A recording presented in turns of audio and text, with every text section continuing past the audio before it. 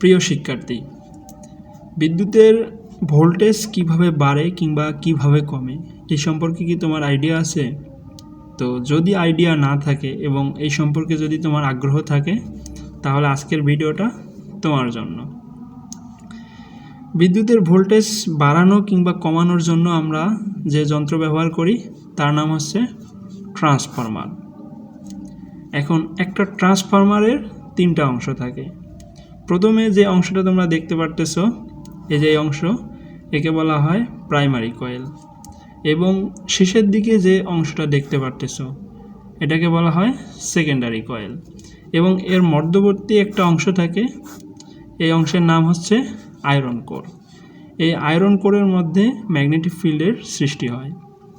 আচ্ছা, এখন এই যে ট্রান্সফরমারের প্রাইমারি এবং সেকেন্ডারি এই দুই কয়েলের উপর ভিত্তি করে ট্রান্সফরমারকে দুই ভাগে ভাগ করা যায়। একটি হচ্ছে স্টেপ আপ ট্রান্সফরমার, আরেকটি হচ্ছে স্টেপ ডাউন ট্রান্সফরমার। এখন একটা ট্রান্সফরমারের এইখানে দেখো, প্রাইমারি কয়েলে প্যাচ সংখ্যা খুবই কম এবং সেকেন্ডারি কয়েলে প্যাচ সংখ্যা অনেক বেশি। এখন কোনো ট্রান্সফরমারের প্রাইমারি কয়েলে যদি প্যাচ সংখ্যা কম থাকে এবং সেকেন্ডারি কয়েলে যদি প্যাচ সংখ্যা বেশি থাকে তাহলে সেই ট্রান্সফরমারকে আমরা স্টেপ আপ ট্রান্সফরমার বলবো। এবং কোনো ট্রান্সফরমারের যদি প্রাইমারি কয়েলে প্যাচ সংখ্যা বেশি থাকতো, ধরো যে এখানে অনেক প্যাচ সংখ্যা থাকতো, এবং সেকেন্ডারি কয়েলে যদি প্যাচ সংখ্যা কম থাকে তাহলে সেই ট্রান্সফরমারকে আমরা স্টেপ ডাউন ট্রান্সফরমার বলবো। এখন আসো স্টেপ আপ এবং স্টেপ ডাউন ট্রান্সফরমারের ব্যবহার ক্ষেত্র নিয়ে। এইখানে দেখো, আমি একটা চিত্র আর্ট করে রাখছি।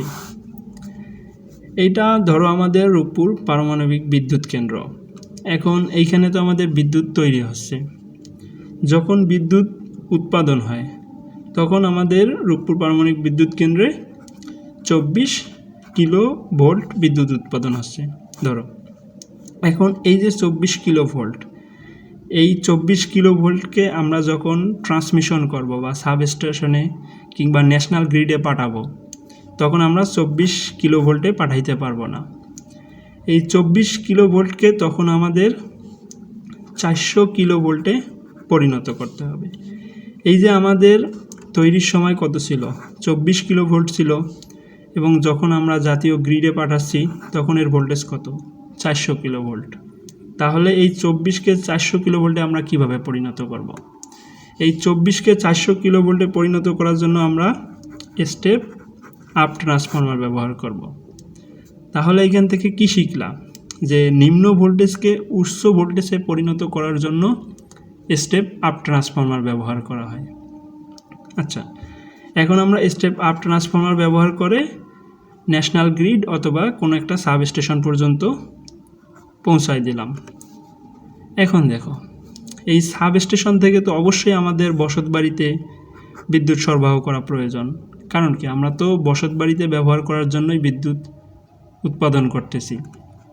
এখন এই যে আমাদের বসত বাড়ি, এইখানে আমরা 220 ভোল্ট ইউজ করতে পারি। নর্মালি আমাদের যে যন্ত্রগুলো ইউজ করি, ধরো লাইট, ফ্যান কিংবা অন্যান্য জিনিস, এগুলায় 220 ভোল্ট প্রয়োজন হয়। এখন এই যে 400 কেভি পর্যন্ত এইখানে ছিল, 400 কেভি যদি আমরা আমাদের একটা লাইটের মধ্যে সরবরাহ করি, এই লাইট কয়েক সেকেন্ডের মধ্যে নষ্ট হয়ে যাবে। তো একটা লাইটকে চালানোর জন্য আমাদের প্রয়োজন 220 ভোল্ট। এই 400 কিলো ভোল্ট মানে কত, 400,000 ভোল্ট। এই 400,000 ভোল্টকে আমাদের মাত্র 220 ভোল্টে পরিণত করতে হবে। এই অতিরিক্ত ভোল্টেজকে যখন আমরা কম ভোল্টেজে পরিণত করতে যাব তখন আমাদের প্রয়োজন হবে স্টেপ ডাউন ট্রান্সফরমার। তাহলে এখান থেকে তোমরা কি বুঝলা, স্টেপ ডাউন ট্রান্সফরমারের কাজ কি? উচ্চ ভোল্টেজকে নিম্ন ভোল্টেজে পরিণত করার জন্য স্টেপ ডাউন ট্রান্সফরমার ব্যবহার করা হয়। তো এই ছিল আজকে আমাদের বেসিক আলোচনা। ফিজিক্সের এইরকম গুরুত্বপূর্ণ টপিকগুলো যদি তোমরা খুব সহজে বুঝতে চাও তো অবশ্যই আমাকে ফলো করবে এবং পাশে থেকে সাপোর্ট দিবে।